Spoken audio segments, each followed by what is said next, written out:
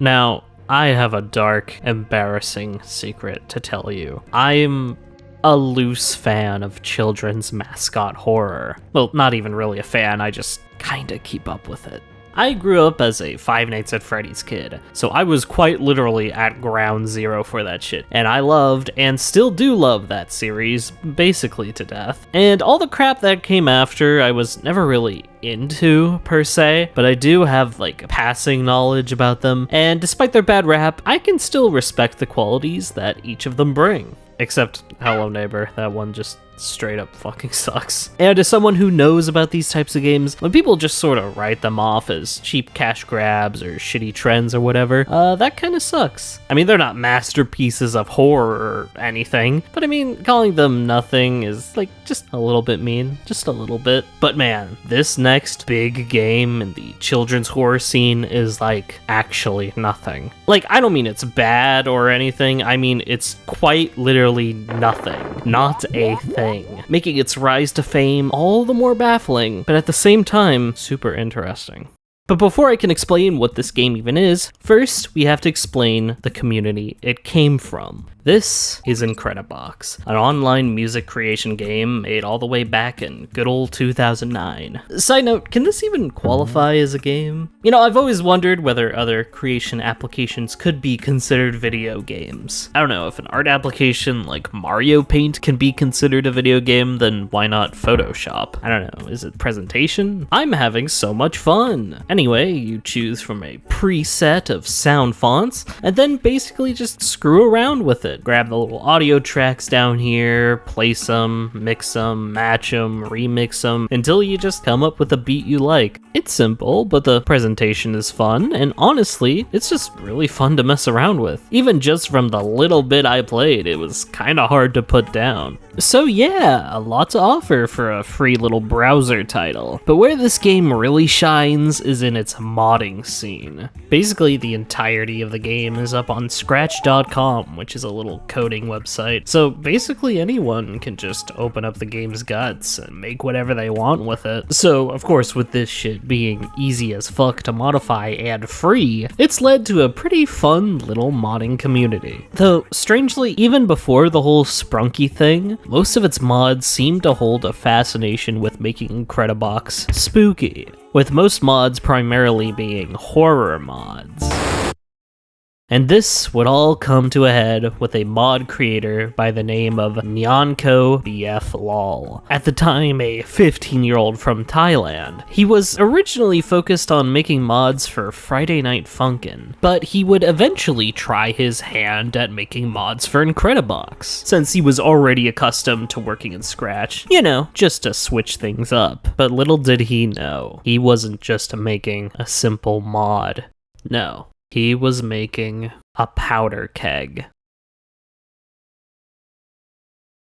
Sprunki starts out just like any other Incredibox mod, set in a grassy, hilly type deal, but instead of being sung at by Incredibox's usual beat makers, we're instead greeted by these cute little googly-eyed, multicolored characters. I like the little robot one, I think he's my favorite. And yeah, I mean, it just plays out like a regular Incredibox deal. You mess around and make the usual kind of beats. But that all quickly changes at the drop of a hat.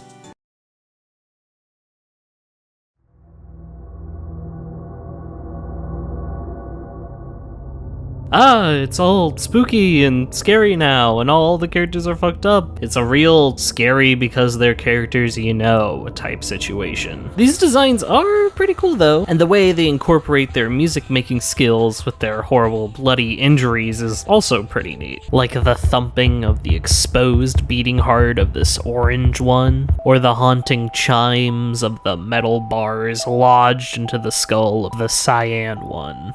And yeah, you make more music. That's it. That's the whole game. Like, okay, I get it. The main core audience of this is literally children. Their standards aren't very high, but you know, like I said at the beginning, with the other children's mascot horror things, maybe they'll have something like an interesting hook or a gameplay style that's really cool, or some sort of fun gimmick, or maybe there's some sort of mystery everyone's trying to solve, but for this, no. This is it. this is Sprunki. You make music. That's it. And though I am baffled that something of so little substance could have captured the attention of so many people, now again, not because I think the mod sucks or the creator did a bad job or anything, no, but because it's an Incredibox mod. It's a 15-minute playthrough at most. Though at the same time, looking at it, I completely understand why this took off. I mean, come on. The cutesy, similar looking yet distinct characters, the whole cute, innocent looking game turning scary and evil cliche, the analog horror-esque visuals, the mix of horror and catchy music made popular through Friday Night Funkin' mods, and the vaguest, littlest hint of some sort of big mystery going on to make imaginations and speculations run wild. I mean, God, if I didn't know any better, I'd say this game was made in a lab to engineer the most appealing children's horror slop ever. Now, maybe you clicked on this video and you've never heard of Sprunki and are saying to me, Wishful, how popular could this be, right? It can't be that bad. Well, to that I say, look up Sprunki right now and just tell me what you see. No, really, open up another YouTube tab, punch in the name Sprunki, and just tell me what you see. Now, for those of you at home, maybe from the future, where Sprunki is but a distant, fleeting memory, I'll tell you exactly what I see. I see the brilliant, reflective copper pipes of the internet humming and churning out enough slop to feed a small country. We're talking Sprunki mods, Sprunki fan sequels,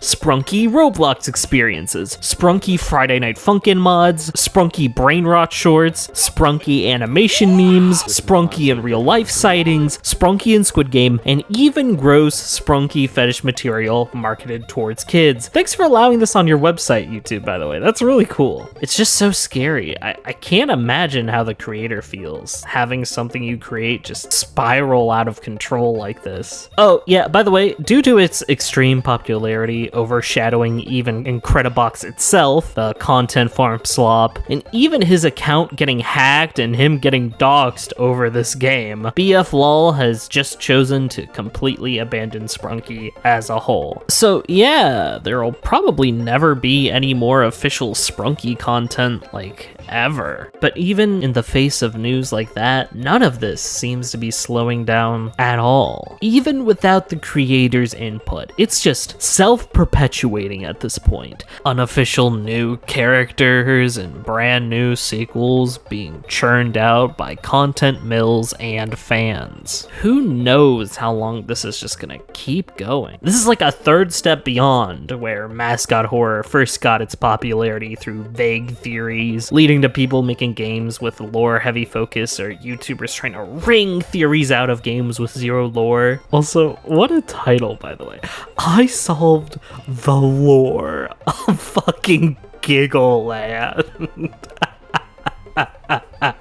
Now we just have a game purely built off of fake lore, just leaving the barest amount of breadcrumbs to have something to piece together. And looking at the community now, it is a damn shame to see once a probably really cool modding community getting pigeonholed into creating all these Sprunki likes, trying to cash in on the craze. Jeez, kind of a downer video, huh? Though I guess if there's one silver lining to take away from this, I guess it's that Benji x Scarlet Sprunki song is kind of fire, not gonna lie. Those Sprunkies sure do love to get funky.